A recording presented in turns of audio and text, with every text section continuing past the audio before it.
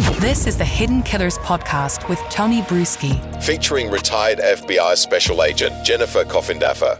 The trial of Ashley Benefield, it has come to a close with a manslaughter verdict. The jury had the option of second-degree murder, but they found her guilty on a lesser charge of manslaughter. It carries up to 30 years in prison. Joining me to discuss, Jennifer Coffindaffer, retired FBI Special Agent. Since we last talked, Ashley had a chance to let her words out in court, and we all got to see that very dramatic testimony. Since then, let me ask you, has it solidified your opinion on her guilt or innocence from prior to hearing her speak? Yes, Tony, it really did. I just found her testimony to be very disingenuous. It seemed very much like acting when she got up, and all the flailing that she was doing. It just didn't come off as very believable. And I quite honestly think that this was a huge part of why the jury was swayed to go with a manslaughter charge and find her guilty. It's interesting because I've talked to a lot of people, excuse me, and I'm finding that there's people who were very moved by her testimony, to the point of tears when it was happening. And then there's others who look at this and went, yeah, something feels a bit off here on this. and notably in the courtroom, and this was brought up obviously by the prosecution, the lack of tears. A lot of flailing, lots of moving around, but no tears. Tell me about that and what your experience is when somebody's trying to project their feelings of guilt or sadness or trauma, and there's no tears. Are tears always required for it to be authentic? For me, I would say 99% of the time, yes. 99.9, let's make it that. Tears come out even without emotional crying. They're just a reaction of the body, and they're very authentic. And you didn't see that with her, and you really can't manufacture tears. There's some sort of emotional response that just happened. In most cases, I'm not saying that there aren't some instances maybe where people have issues with their ducts or something and can't cry. But no, that was a big reason why. And it's something we really look for when we interview. As an FBI agent, when you're sitting across from me, I'm looking for your reaction. And if it's something you should be upset about, and I don't see any tears, it gives me pause as to, whether you're being honest.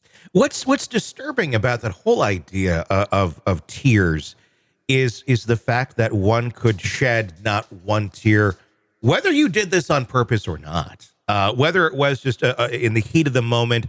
I felt like I had to do this.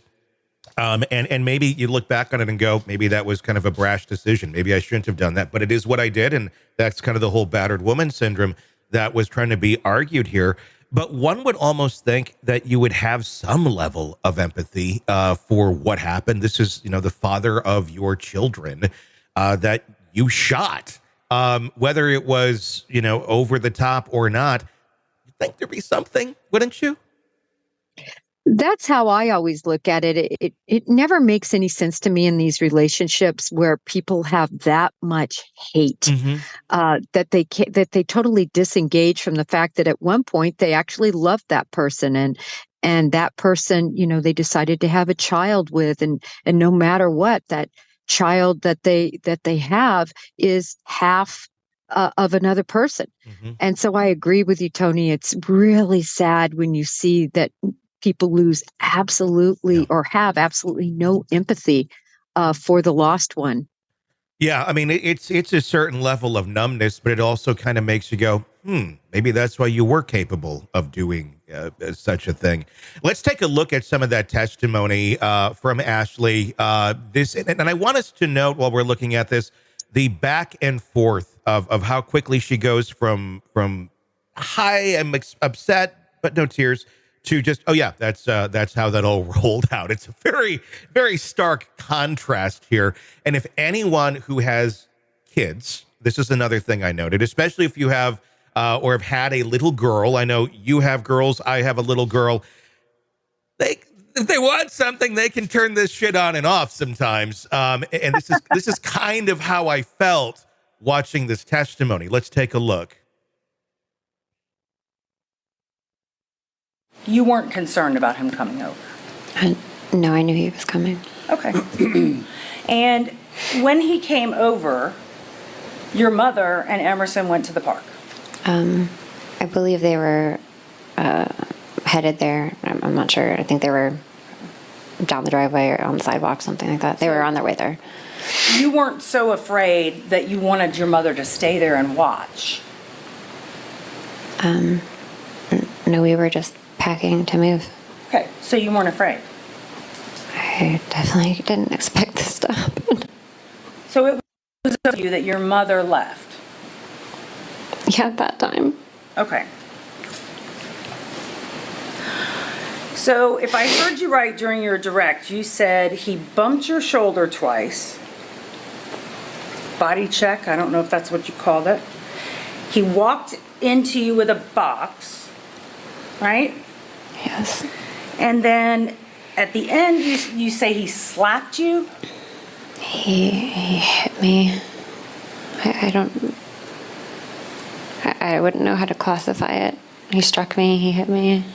Was his hand open or closed? I don't remember. Okay.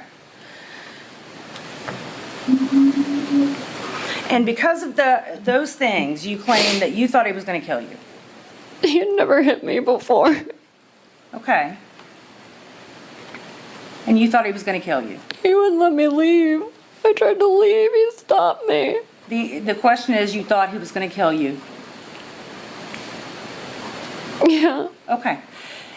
Now, when you were in the bedroom, you decided to get your firearm. And it was where? It was in a storage bin on top of the laundry basket. Okay. So I'm going to show you State's Exhibit 52. If you could turn around and look at that. Where was your firearm? It was in the bin on top of the basket. Here? That's the basket. The laundry Where was basket. the bin? It's that right on top. Okay. So it was in here. Yes, ma'am. Why would you have a firearm in there? I had just emptied all the furniture and everything out of my room, and it was kind of like what was left from my drawers, and so it got put into a bin. Okay. And that was not your only firearm in that room, correct? Correct.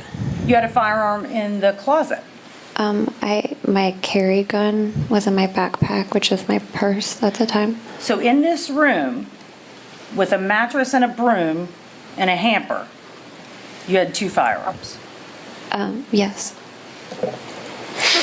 So you go into the room and you grab your firearm. Is it in a holster? I don't remember. Okay.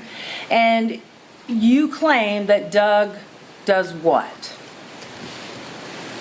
He came and slammed the door open. He was standing in the doorway. He said, "You're fucking done."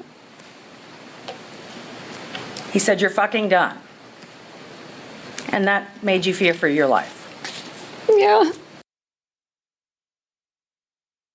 I'm never going to be one to, downplay, someone who's been a victim of abuse of any sort.